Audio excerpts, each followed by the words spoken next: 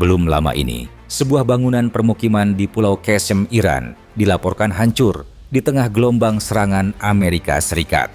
Teheran menuduh serangan tersebut menewaskan warga sipil, sementara Washington menegaskan bahwa operasi mereka hanya menyasar fasilitas militer IRGC. Insiden ini kembali memperkeruh hubungan kedua negara dan memicu kekhawatiran bahwa konflik bisa memasuki babak yang lebih berbahaya. Jika Iran memutuskan melakukan serangan balasan, apakah konfrontasi ini akan berubah menjadi perang yang lebih luas di Timur Tengah? Atau justru masih ada ruang bagi kedua pihak untuk menahan diri sebelum situasi benar-benar lepas kendali?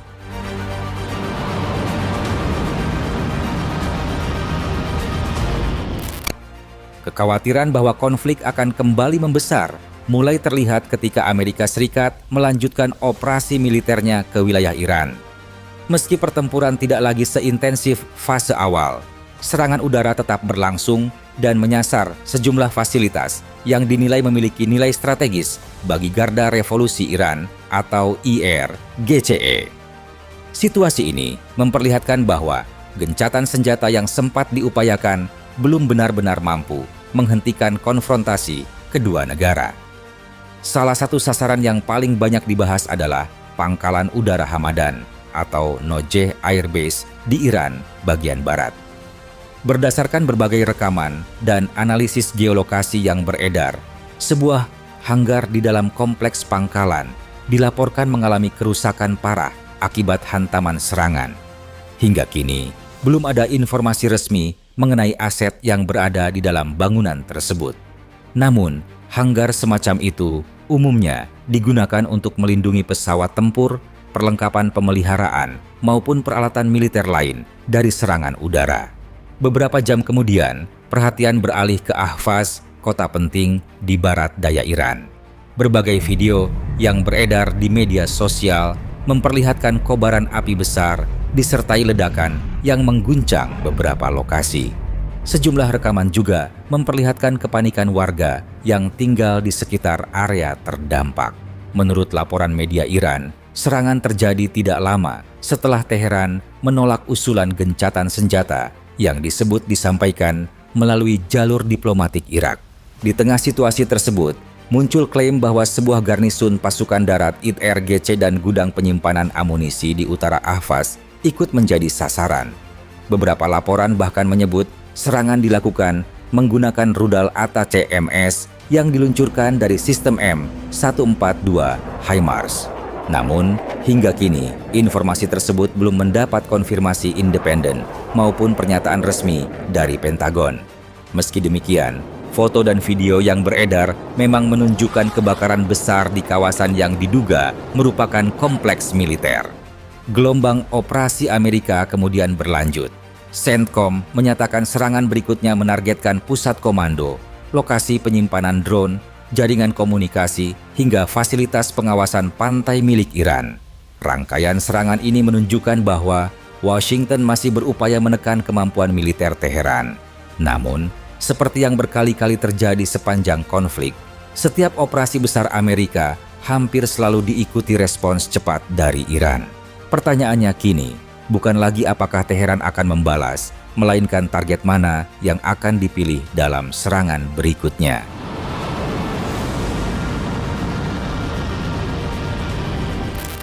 Iran tidak membutuhkan waktu lama untuk menunjukkan responnya. Beberapa saat setelah gelombang serangan Amerika berakhir, Teheran melancarkan serangan balasan ke pos perbatasan Abdali yang berada di dekat perbatasan Kuwait dan Irak.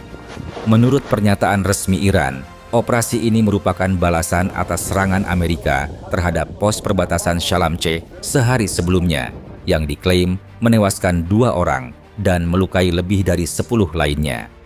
Tak lama setelah serangan terjadi, berbagai rekaman mulai beredar di media sosial. Video-video tersebut memperlihatkan kobaran api besar disertai asap hitam yang membumbung dari kawasan Abdali.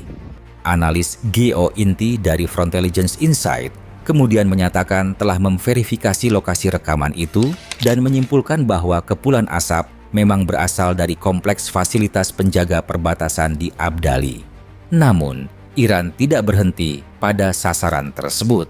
Target berikutnya berada di Bahrain, di mana Teheran kembali mengklaim menyerang 3 pusat data Amazon Web Services.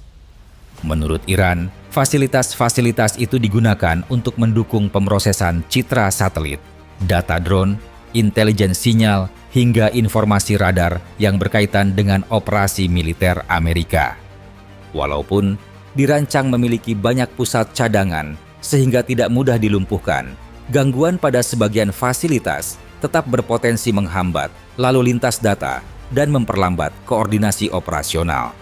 Hal ini menunjukkan bahwa medan pertempuran kini tidak lagi terbatas pada rudal dan drone, tetapi juga mulai bergeser ke perang terhadap infrastruktur digital yang mendukung operasi militer modern.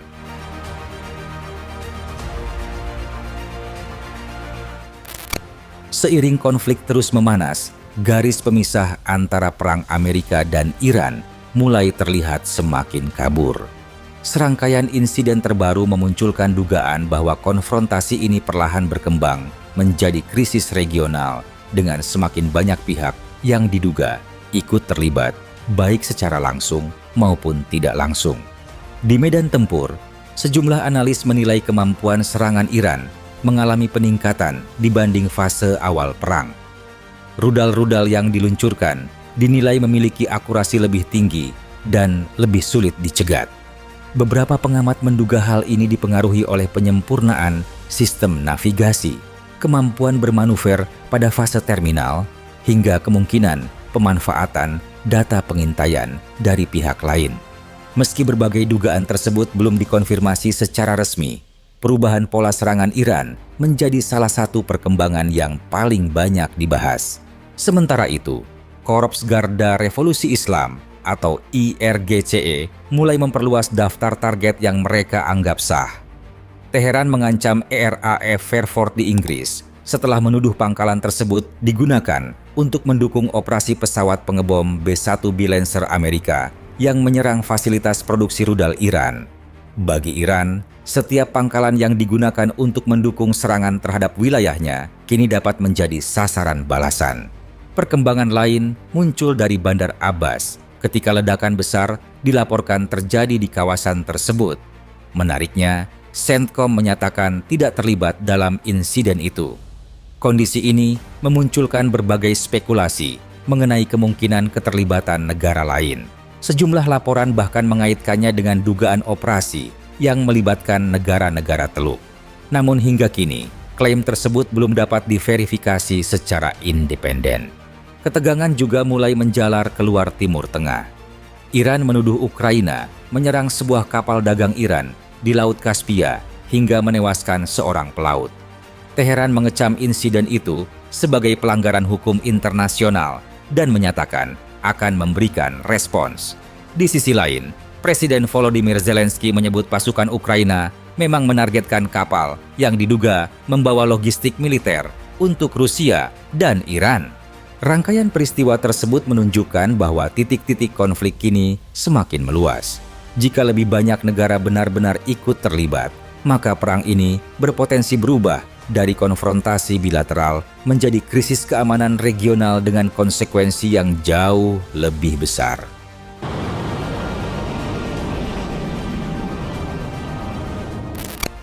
Memasuki pekan kedua konflik, kedua belah pihak mulai menghadapi konsekuensi yang semakin berat. Menurut Tasnim, yang mengutip analisis berdasarkan data IRGC, serangan Iran disebut telah menyebabkan kerugian sekitar 20,6 miliar dolar Amerika Serikat terhadap berbagai aset militer Amerika. Klaim tersebut mencakup kerusakan pada sistem pertahanan udara, radar, pusat logistik, gudang amunisi, pesawat, drone, helikopter, hingga fasilitas komando. Angka ini berasal dari pihak Iran dan belum mendapat verifikasi independen. Di sisi lain, tekanan juga mulai dirasakan Washington. Media pertahanan The War Zone melaporkan bahwa militer Amerika kembali memesan rudal Patriot PAC-2, langkah yang disebut sebagai pengadaan pertama dalam lebih dari 3 dekade. Kebijakan ini muncul di tengah kekhawatiran terhadap berkurangnya stok rudal pertahanan udara. Ketua Kepala Staf Gabungan Amerika Serikat, Jenderal Dan Kane, juga mengingatkan bahwa konflik yang berlangsung lama berpotensi menguras persediaan interseptor Amerika di kawasan Timur Tengah. Efek perang pun mulai merambat ke pasar global. Kekhawatiran terhadap keamanan jalur energi di kawasan Teluk mendorong harga minyak dunia kembali mengalami tekanan, seiring meningkatnya risiko terhadap pasokan internasional. Di tengah situasi tersebut, Menteri Luar Negeri Iran Abbas Araghchi bertemu dengan Menteri Luar Negeri Rusia Sergei Lavrov di sela pertemuan Organisasi Kerjasama Shanghai. Pertemuan itu memicu spekulasi mengenai kemungkinan semakin eratnya koordinasi antara Moskow dan Teheran. Meski demikian, peluang meredanya konflik belum sepenuhnya tertutup. Iran menyatakan untuk sementara menghentikan serangan balasan setelah tidak ada pemboman lanjutan dari Amerika selama 2 malam berturut-turut. Namun Teheran juga menegaskan bahwa jika serangan kembali dimulai, respons yang diberikan akan jauh lebih luas. Kini, arah konflik bergantung pada satu keputusan, kembali ke jalur diplomasi atau memasuki fase perang yang lebih besar.